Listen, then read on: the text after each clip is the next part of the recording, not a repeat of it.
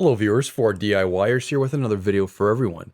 In this video here I'll be reviewing this bi-directional scanner from VDiagTool. This is their D200 model. A link to this will be included in the video description. This is capable of doing a full system OBD2 scan, such as what I've shown with handheld tablets in the past. This however just requires a smartphone, either an Apple or Android device. For this I'll be using an older model iPhone. It has 4 OBD2 functions: full system diagnostics, auto scan, bi-directional control, special functions, 6-in-1 live data, and CAN, FD, and DOIP support. Pulling this out of the box, you can see everything is neatly packed in a hard fabric zip-up case. This is great as it's extremely portable, doesn't take up much space, and has the full capabilities of a handheld scanner. Now open up the case. First, we can see the USB cable.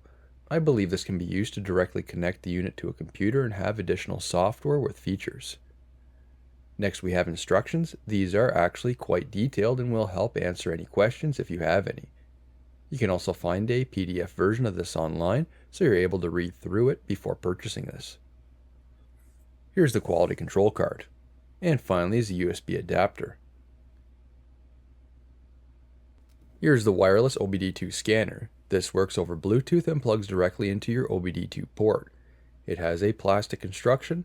On the other side is a rubber cap that protects the USB-C port. In order to use this, you must have the app downloaded on your mobile device. First was scanning the QR code inside the manual, and this will bring you to the website. This brought me to a generic link, and I couldn't find the download link specific to iOS.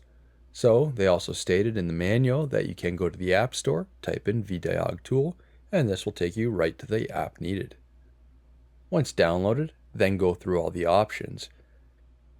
You will have to accept it connecting to Bluetooth devices. I also had to make an account in order to use this app. Click on the device at the top left. Then you'll have to access the camera and scan the QR code on the tool. If the QR code doesn't work, then you will have to manually enter in the information next to the QR code. Confirm the information is correct and then go ahead and plug it into your vehicle.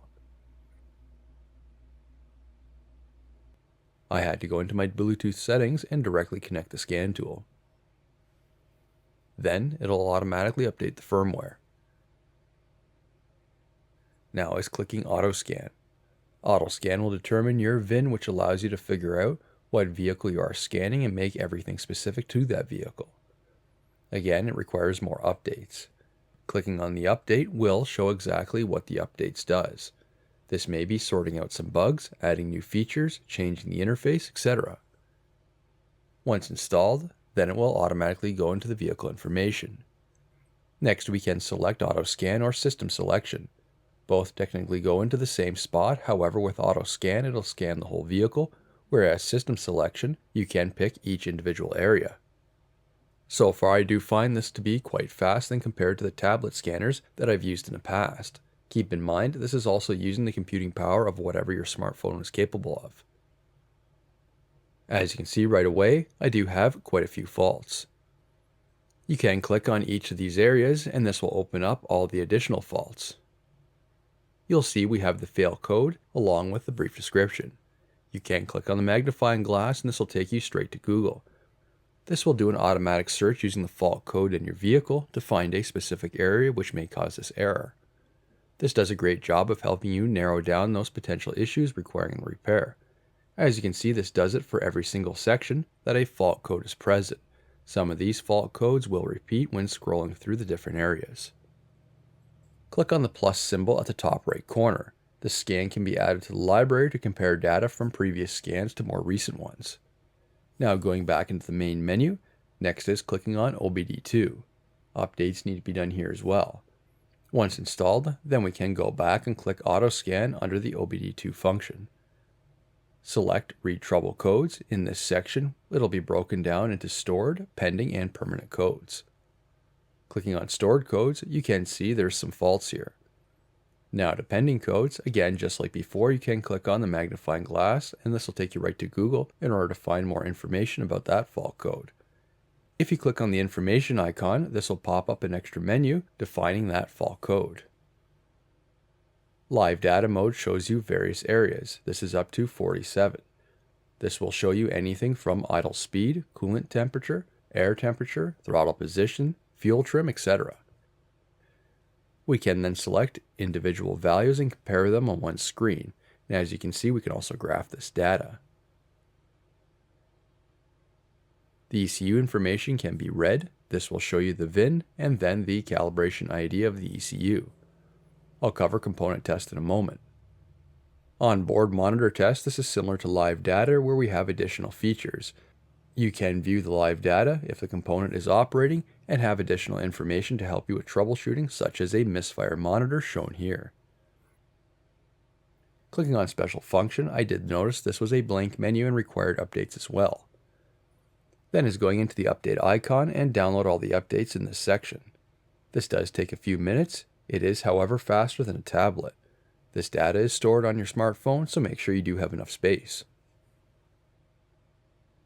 Clicking on Report, this is where the data was saved for the scan on my truck. Any vehicles that you save this information on, this will be where you'll refer to it after. As you can see, everything is saved. This can then be shared or printed off as a PDF.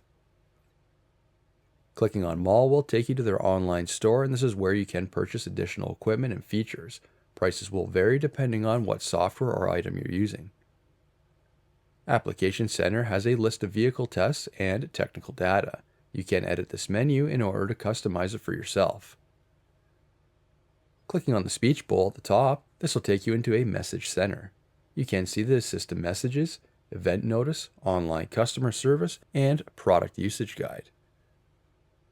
Clicking on the Me icon at the bottom right corner, this will take you into your information, your device information, some general settings, reports, CSV view, and subscription services. Once all the updates have been done, then is going back into the special function.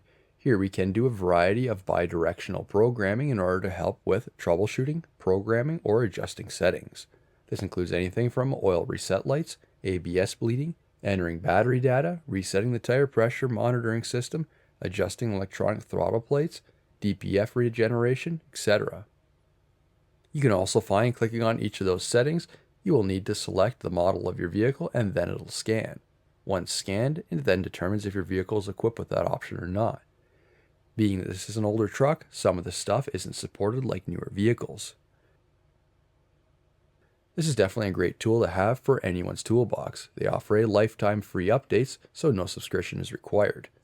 Once you buy this tool, there is no added fees unless you want to pay for additional software upgrades. There's definitely a load of capabilities and is by far the most advanced scanner I've used, which incorporates a smartphone. This is also a much cheaper option than compared to buying a scanner with a tablet. This is much more portable, which makes it great for doing mobile work, pre-purchasing inspections, or just keeping it in your vehicle in case you have a fault that pops up. I actually carry a scanner around with me normally, either having to troubleshoot my own vehicle or someone I know. So having this integrated into my phone will definitely save me some space and make it much more convenient. The interface is also very easy to use and is user-friendly. I think the only thing I would like to see is being able to swipe back in the middle of the screen rather than having to push the back button. That is a common habit for me using other programs on my phone, so it would be nice to see the same here. Have you purchased this product in the past? Please be sure to share your experiences in the comments below. New videos are released every week on my channel. Be sure to hit that thumbs up button. It's a huge help to me. If you're not a subscriber, be sure to also hit that subscribe button. Thank you for watching.